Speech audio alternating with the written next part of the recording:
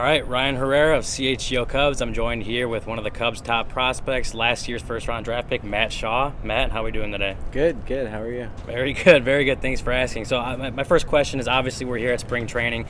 Your first spring training with the Cubs. What has it been like for you so far? Everything you could ask for. We do a lot of team stuff right now, so just kind of working through that. But, just good to be around the guys, start to kind of make some friends, get to know my teammates, and it definitely takes some time, but it's good to be around them now. There's a lot of new faces for me, just being a little newer.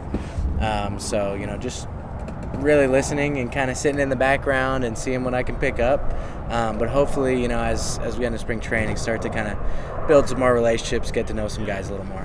Yeah, and what's it been like being around the vets, obviously, the guys that have done it at the major leagues for years and years, however long they've been in the major leagues, being around them, getting to pick their brain, getting to see them work, what's that been like? Yeah, vets are vets. At the end of the day, like, the way a vet approaches his business and the way, a young guy like me, they're going to they know exactly who they are. They know exactly what they're doing. So stuff that I'm still figuring out, stuff that is going to take me some time, going through it to figure out exactly who I am and what I need to do. And, they know themselves so well, and I think they have just that aura and that confidence about them from knowing themselves that you just know they're a veteran. They walk like one, they talk like one, and they definitely play like one. I want to take you back a year ago. You would be playing at Maryland right now? Did you guys have already started games at this point in the year? Yeah, last weekend was the first weekend of the year. So there you go. So would you have imagined that by the end of the baseball season, you would be in AA, playing with AA guys, even though you started the year in Maryland in college? Yeah, I was sure hoping that I would be.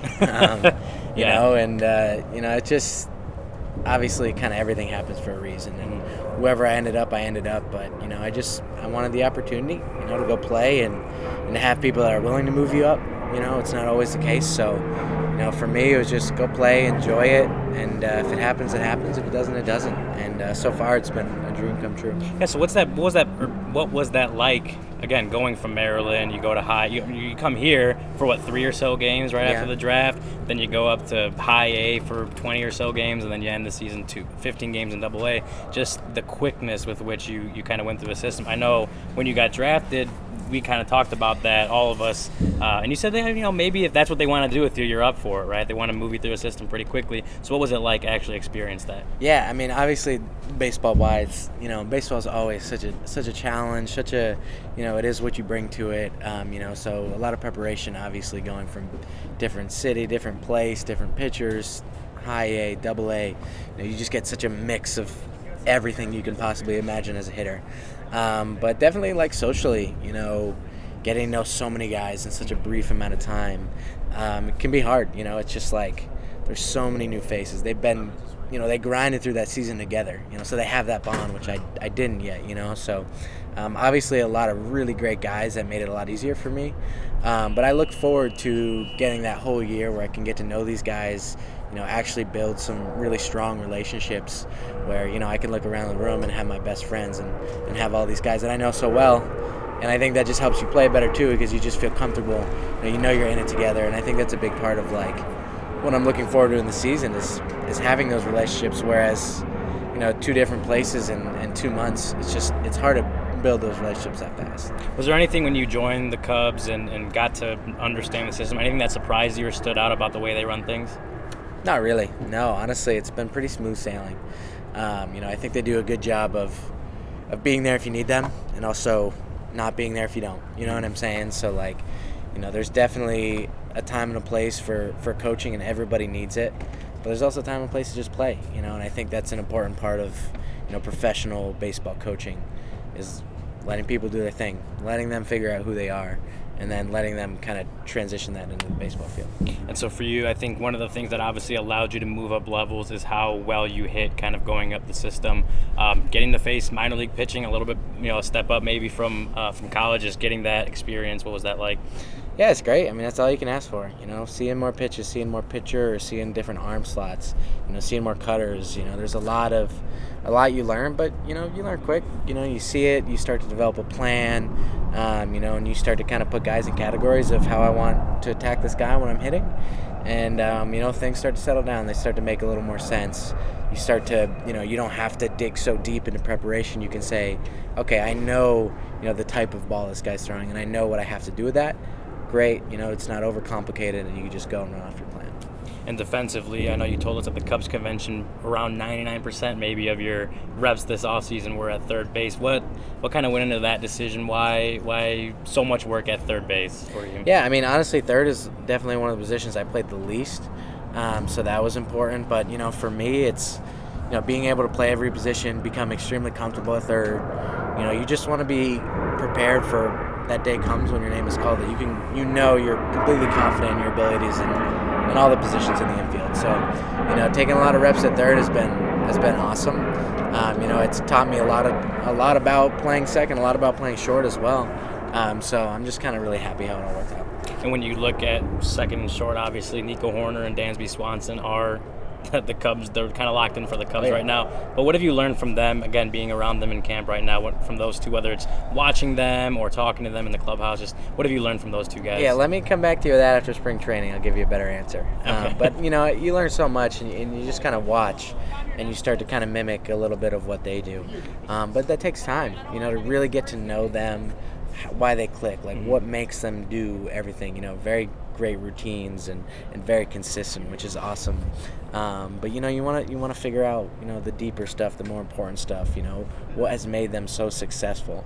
Being consistent, and that's great. And they are so consistent human beings, and it's phenomenal.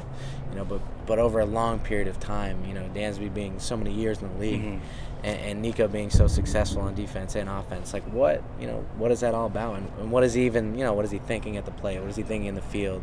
How he goes about his business off the field too. All that stuff is very interesting and stuff that takes time to kind of know the player. Sure. Now, for you, there are some people out there that think you could maybe make your major league debut this season, in the 2024 season. Have you had any conversations with front office coaches about the possibilities ahead of you, or are you kind of just taking it day by day? Yeah, so people ask the question a lot about the front office thing, and you really don't have many conversations with the front office. I don't know, maybe Dansby and Nico do, but they're not coming and saying, "Hey, Matt, you might make your big league debut this year." So, it's more just being prepared, doing everything you can do, so when that moment comes, you're ready. If it's this year, if it's next year, whenever it may be, you just got to be ready. Ready for it. Ready, I think, emotionally. For everything that goes along with making your debut. The media, the fans, the environment is such a big difference from the minor leagues. So I think just being kind of a consistent human being, so when you get to that moment, you can kind of calm your emotions and enjoy it. And going into the season, obviously a few more weeks of spring is remaining.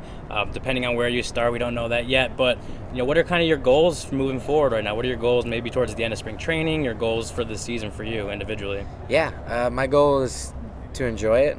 My other goal is, no matter what happens, to be able to let go and understand that it happens for a reason.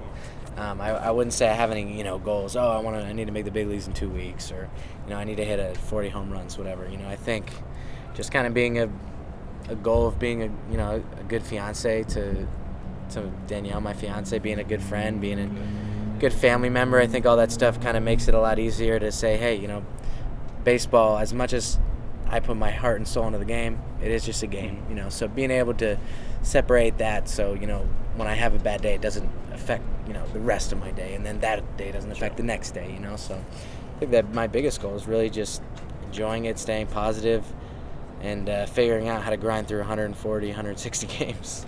All right, we got one more for you.